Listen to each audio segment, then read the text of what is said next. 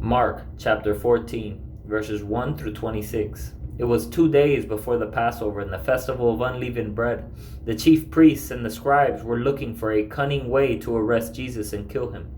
Not during the festival, they said, so that there won't be a riot among the people. While he was in Bethany at the house of Simon, the leper, as he was reclining at the table, a woman came with an alabaster jar of very expensive perfume, of pure nard. She broke the jar and poured it on his head. But some were expressing indignation to one another. Why has this perfume been wasted? For this perfume might have been sold for more than 300 denarii and given to the poor. And they began to scold her. Jesus replied, "Leave her alone. Why are you bothering her? She has done a noble thing for me. You always have the poor with you, and you can do what is good for them whenever you want, but you do not always have me. She has done what she could.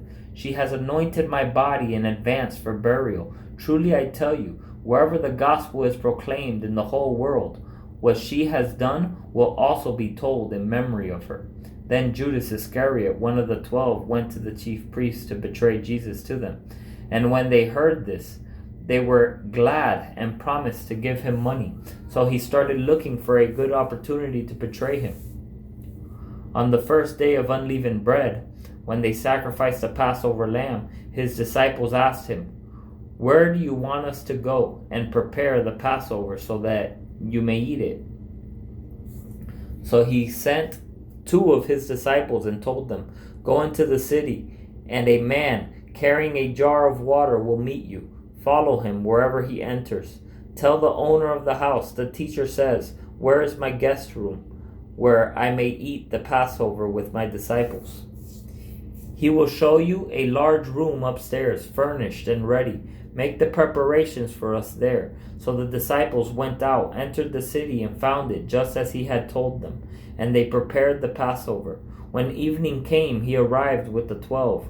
While they were reclining and eating, Jesus said, "Truly I tell you, one of you will betray me, one who is eating with me."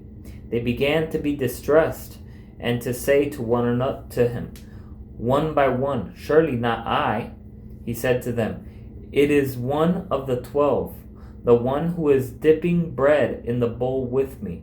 For the Son of Man will go just as it is written about him. But woe to that man by whom the Son of Man is betrayed. It would have been better for him if he had not been born." So they were eating. He took bread, blessed and broke it, gave it to them, and said, "Take it, this is my body." Then he took a cup, and after giving thanks, he gave it to them, and they all drank from it. He said to them, "This is my blood of the covenant, which is poured out for many.